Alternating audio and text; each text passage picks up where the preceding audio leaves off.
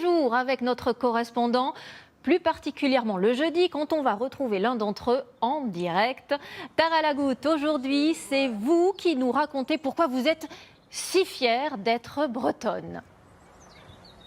Oui, effectivement, Marie-Sophie, et on est aussi très fiers de nos gâteaux bretons, comme le fameux Queen-Yaman. Alors celui-ci, c'est moi qui l'ai fait.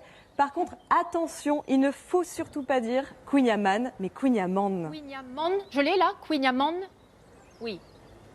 Queen-Yaman, oui, c'est ça, tout à fait. Okay. En breton, Queen, ça veut dire gâteau, et Amand, le beurre. Et le beurre, on adore ça évidemment en Bretagne. Je vous emmène tout de suite à Douarnenez, la capitale du Queen-Yaman, pour un reportage tourné avec Aurélie Janssen. Et on vous suit avec plaisir. Allons-y. Il est le plus généreux, croustillant, fondant, réconfortant, mon dessert préféré depuis toute petite. Sur le marché de Douarnenez, le Queen-Yaman fait aussi l'unanimité. Il est forcément bon. On est venu une semaine en Bretagne, à tous les repas on a mangé du Queen-Yaman. C'est l'âme de la Bretagne, quoi. Nous sommes fiers du coin de Douarnenez et du Queen-Yaman. Il est excellent parce que du Queen-Yaman à Douarnenez, enfin fait à Douarnenez, c'est toujours bon. Si c'est à Douarnenez qu'il est sans conteste le meilleur, c'est parce qu'il est né ici, en 1860, dans une boulangerie. Il n'y avait plus de gâteau à vendre. La patronne est allée voir son boulanger derrière, lui dire voilà, il n'y a plus de gâteau, fais quelque chose, trouve-moi quelque chose. Il avait de la pâte à pain, du beurre, du sucre. Il a fait la technique du feuilletage et de là est né le Queen-Yaman.